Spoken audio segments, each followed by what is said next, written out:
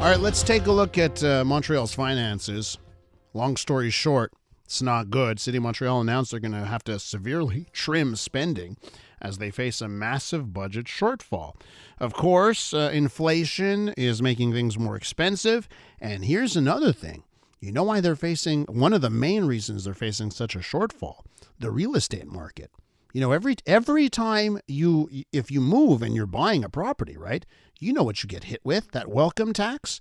Well, there's less transactions, right? So that, and have you ever gotten that welcome tax bill? I remember the first time when I bought my condo 4 years ago, and then they're like, yoo-hoo, here's thousands of dollars you must pay. Good business to be in if you're a city. Well, they have less of that, $40 million shortfall from real estate alone. And the city says they've got $120 million less in revenue than expected. Let's find out what the official opposition has to say about this. DeSousa is the borough mayor of Saint-Laurent and from Ensemble Montreal, the spokesperson on finance. Alan, welcome back to the show. Hi, thanks, Elias. So listen, always a pleasure to be on. Yeah, it's great to talk. Now listen, let's call things as it is, right? When Ensemble Montreal was in power, Lord knows there were issues with budgets here. But there is a thing as self-inflicted wounds and not, right? So, Alan, what's your take on the current finances of the city? Well, let's just say that for those who've heard me on your show before would know that we all have realized that there's a certain slowdown in the economy coming for a long time. You don't increase interest rates over the last 2 years without having an impact. And anyone with any sense of prudence would have recognized that this was almost inevitable. Anyone would know that this addiction that the city has to land transfer tax can only be done if the economy collaborates. And I've said this on your show many times. So this is not news. And I'm surprised to find that the administration is waking up a little bit at the last minute, 2.5 months before year end, to try and squeeze out $115 million off savings. You can't turn a big boat like the city of Montreal on a dime. And I have visions that over the next 2.5 months, our civil servants, thousands of them, are going to be sitting in their offices twiddling their thumbs because the city trying to get this $115 million is basically slash 50% of all non-salary expenses. So it's really a little bit laughable that there was not better planning and thought that went into this thing. And I'm a little bit skeptical of their ability to squeeze out $115 million in the next 2.5 months. Alan, you're going to have to face some decisions, I imagine, in your borough, right? So how is your borough faring? Because you've got a borough budget that you've got to plan out. Are services going to be cut in Saint-Laurent? Well, I want to know how the city is planning to implement them because we've seen very little happening. There's no details given by the Center City Administration in terms of how this will apply across the board.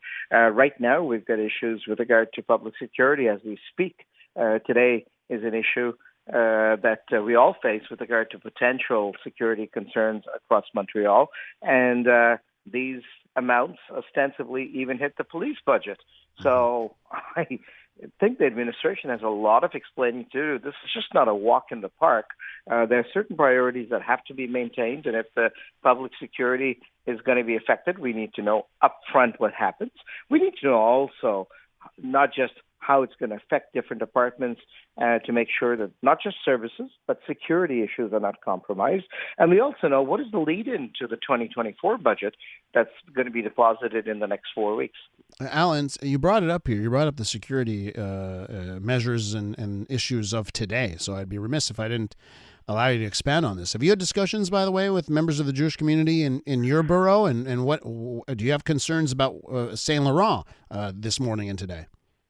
Well, we all have concerns. I mean, my community has large number of people who are of the Jewish faith. I've also large amounts of people who live in our community coming from the Middle Orient, Arabic, and so on. And the two communities have lived peacefully, cheek to jowl, next to one another.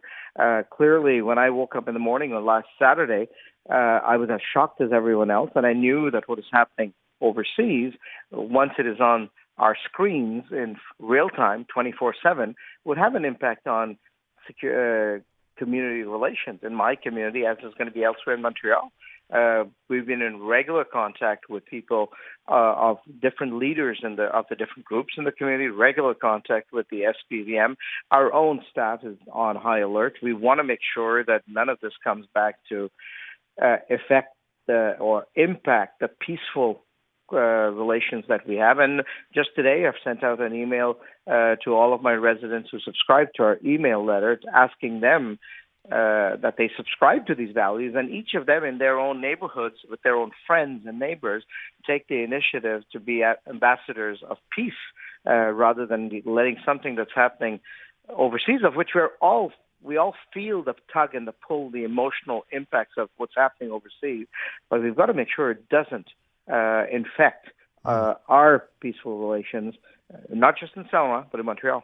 Can I ask you, Alan, if there are people in your borough or in this city that decide over this weekend to head out to the streets and share hateful rhetoric, can they be part of that keeping that peace? Do you have a message for those that choose to head to the streets and at times share awful things? Well, I've been quite clear. I don't do this just when there's a crisis. I keep trying to make sure the message goes out all through the year, because we all know that social peace is such a delicate, Charles, and it's a delicate thing. And it's always a work in progress. So yes, I can't prevent people going out in the context of freedom of expression and to express what their thoughts are. But clearly, there's no place in our society for hate. There's no place for violence. There's no place for threats. There's no place for intimidation. And those are things that I feel very, very strongly about. So yes, with regard to the reach out to community leaders, we've asked them to consider what they say to their congregation, whether it be at the Friday prayers, whether it be at the Saturday sermons, on Sunday sermons. We've asked the police to make those interventions so at least message gets out. We want cooler heads to prevail, and we want people to realize that if they left or if they are living here in Canada, it's because of the sense of peace and security that we have in our communities, where they can keep their families, their kids safe. So there is no question, Elias, in my mind, that public security, peaceful harmony is the cornerstone of what I stand for and what I've always advocated over my years. Wrapping up with Alan DeSousa from Ensemble Montreal and the borough mayor of Saint-Laurent. Alan, let's just wrap up with this, because we got some news from the mayor of Montreal yesterday, and she says, I'm running again in 2025. And, the focus is going to be climate and housing and transport. Alan, does your party have what it takes to go up against a mayor who's already won 2 elections? Well, I'm a firm believer in the democratic process. And if the mayor chooses to run, clearly she will run it on her record. I do think that, unfortunately, the record today is not necessarily the most exciting thing that I've seen. I think there's a definite issue of overspending, and our fiscal situation, our financial situation is clear of concern to me, as we've seen by these 115 million cuts that are coming down the pipe and are going to affect us. At the same time, I think it's also a question of what are the right priorities for Montreal. We've got dire needs in communities across the island of Montreal, in the city of Montreal, that need spending in the right places. And I think the mayor at sometimes has lost her compass and has got misguided priorities, like the $90 million that she wants to spend to close down community and hood. So clearly there will be an opportunity to have that debate. What are the right things for Montrealers? What are the right priorities? What do we need to get our financial house in order? Because ultimately, if we don't, Montrealers are the one who suffer, and I think Montrealers deserve better. Alan, thanks for your time. Have a great weekend. Appreciate it. Thank you again. That's Alan DeSousa, official spokesperson on finance at Ensemble Montreal, and you know him better as the mayor of Saint-Laurent.